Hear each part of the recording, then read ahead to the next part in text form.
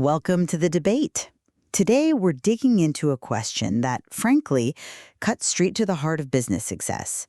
Why do the smartest, most logically sound business plans so often fail? Just spectacularly.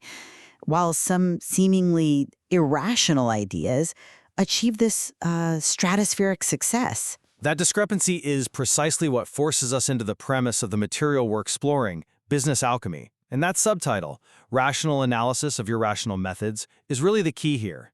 It exposes a hidden layer of the global economy that isn't driven by spreadsheets. It's driven by these deep human psychological triggers, and sometimes ancient symbolic rituals. Absolutely.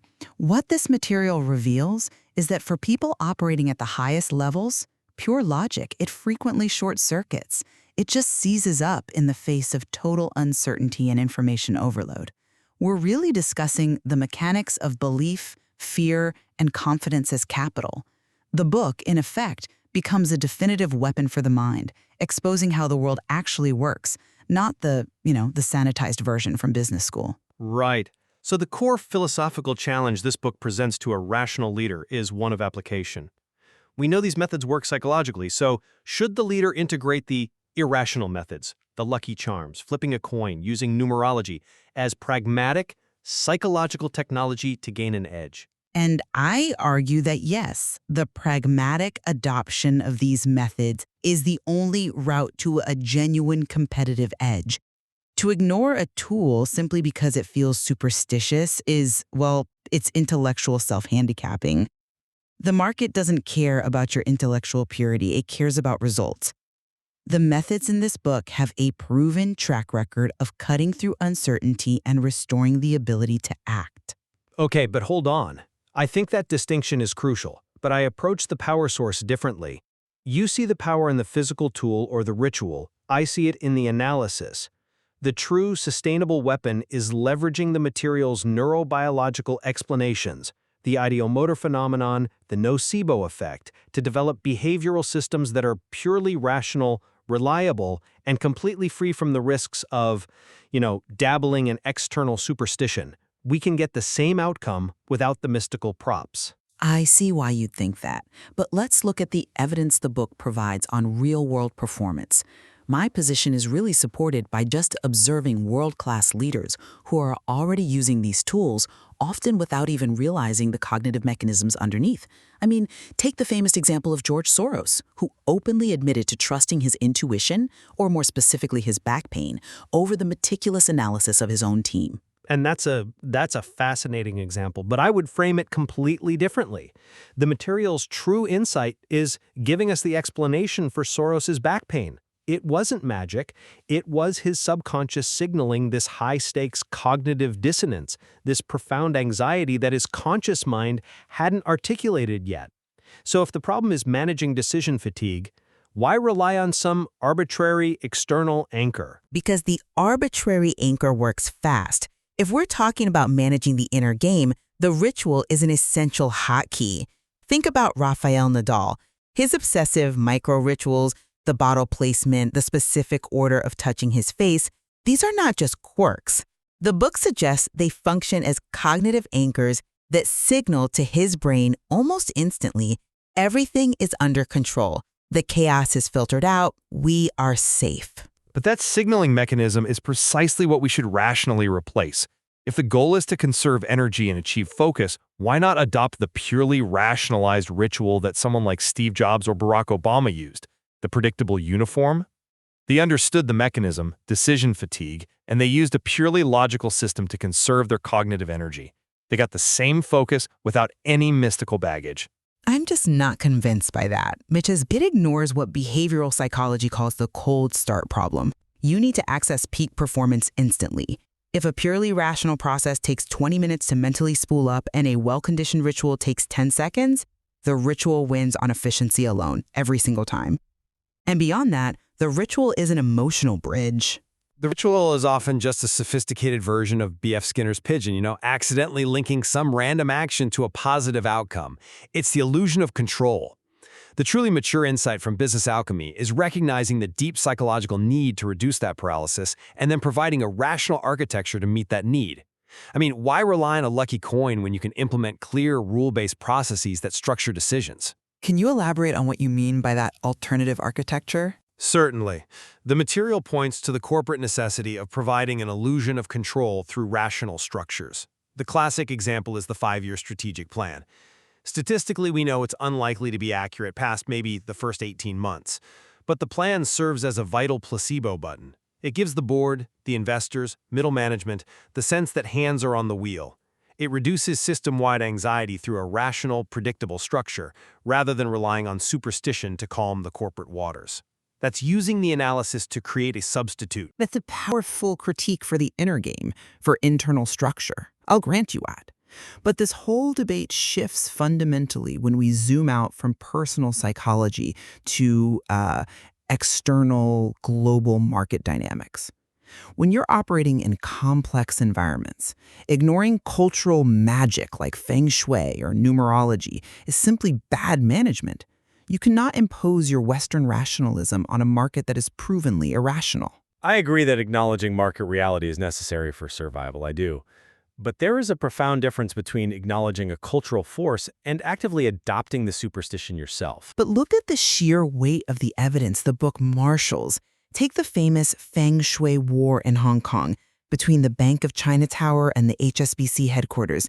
The Bank of China's pointed angles were widely perceived as directing sha, qi, or negative energy at the HSBC building. Now, HSBC didn't counter with their own structural defenses out of some mystical faith.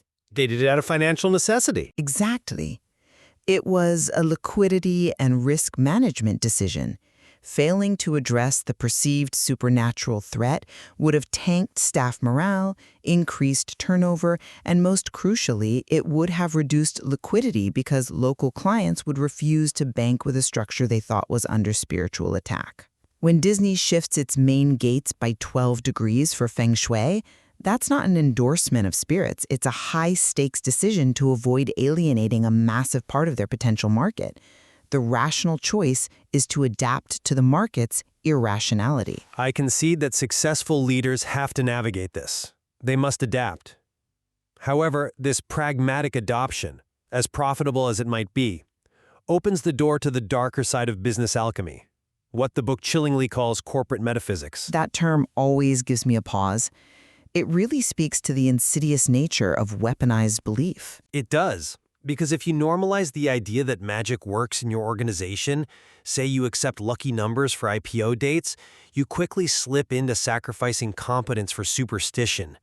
You might risk selecting talent based on astrology, rejecting a qualified candidate because he's a Gemini and your team lead is a Sagittarius, fearing some kind of internal conflict. Which is a selection bias catastrophe. But the book goes much further than that. It goes way further. If you normalize superstition, you legitimize the use of the nocebo effect and information poison against your own operations. The analysis of these black operations like the deliberate planting of cemetery dirt or funeral wreaths or hidden salt and needles in a rival's office. Hold on, are you suggesting that these are real operational tactics in high-stakes business? The book presents them as such, particularly in certain regional markets. The competitor who plants these symbols is weaponizing the target's own internal superstitions and anxiety. The goal is to trigger fear, self-doubt, and ultimately self-sabotage. It's a massive, scalable nocebo effect. Now, the rational analysis of this threat is vital. You have to understand the mechanism. But adopting any part of the underlying superstition, even pragmatically, makes your organization vulnerable to that very attack. I see why you emphasize that point. I mean, if you believe the arrow is pointed at you, you are already wounded. Precisely. The only true, sustainable antidote to information poison is rigid rationalism and transparency. It's not fighting fire with fire, it's building a fireproof mental structure. The book even suggests that the appearance of magic, of unexplained fear, gossip, sabotage in an office is often just an indicator of a terminally ill corporate culture. You should fix the culture, not hire a metaphysical defense consultant. I understand why you champion the purity of the rational approach, but let me offer the perspective the book ultimately champions, the rational alchemist. The conclusion isn't about choosing one system over the other. It's about synthesis. The modern leader has to use all available tools, from data science to ancient ritual, to effectively manage the psychic energy that truly fuels capital. I find the concept of the rational alchemist seductive, but also dangerous. It implies that we have to rely on symbols for inner balance. Why would the most sophisticated path involve leaning on external symbols when the analysis itself allows us to internalize that control? The skeptical entrepreneur should reject that reliance and instead focus on creating systems of radical transparency to combat groupthink and internal sabotage. But let's return to the tangible, quantifiable physiological benefit. If performing a specific 10-second ritual, which you understand intellectually is just a psychological anchor, lowers your cortisol levels before a negotiation and increases your confidence by 15%, that is a tangible, measurable asset in a high-stakes deal. You've just generated a competitive edge using cognitive technology. You've generated a short-term boost using a crutch. Why reject the crutch if it provides the immediate mobility you need? This is the core pragmatic lesson, and it's summarized by that famous Niels Bohr anecdote about the horseshoe over his doorway. When someone asked if he actually believed it would bring him luck, Bohr reputedly said, "I understand it works even if you don't believe in it." That joke encapsulates the exact tension we're discussing. Bohr is acknowledging the power of belief on outcome, which we both agree is real. But the superior power comes from understanding why that belief works. That lets you build reliable, scalable, and purely logical systems that aren't tied to chaotic external symbols. We can't mistake a temporary psychological crutch for a sustainable strategic asset. The rational structure I'm proposing is what allows the entrepreneur to get that same 15% confidence boost consistently, whether or not they remember to wear their lucky cufflinks that morning. So it seems we agree that this material provides an essential weapon for the mind by detailing these irrational methods. Where we diverge is whether that weapon is the hammer, the methods themselves, or the blueprint, the analysis. My position remains that the blueprint is used to select the most effective hammers. By seeing that hidden layer, the rational leader gets the tactical insight to adopt the most effective rituals and achieve certainty in chaos. It's about utility, not faith. And I acknowledge the incredible value of the materials forensic analysis of this irrational economy. But the true, sustainable, and frankly non-toxic competitive advantage comes from applying that rational understanding to refine your own behavioral and corporate systems. The key to being a successful skeptic is knowing the rules of the psychological game so well that you don't have to play by the irrational rules of others. You become immune. Ultimately, business alchemy offers skeptical entrepreneurs insights into human behavior and economic reality that they simply cannot afford to ignore. This exploration of the shadow mechanisms of capital it's vital for navigating the complex and often deeply emotional reality of big business. Because if you choose not to read this rational analysis and you don't understand how the market is truly being driven by these subconscious forces, you can be absolutely certain that your most competitive rival will.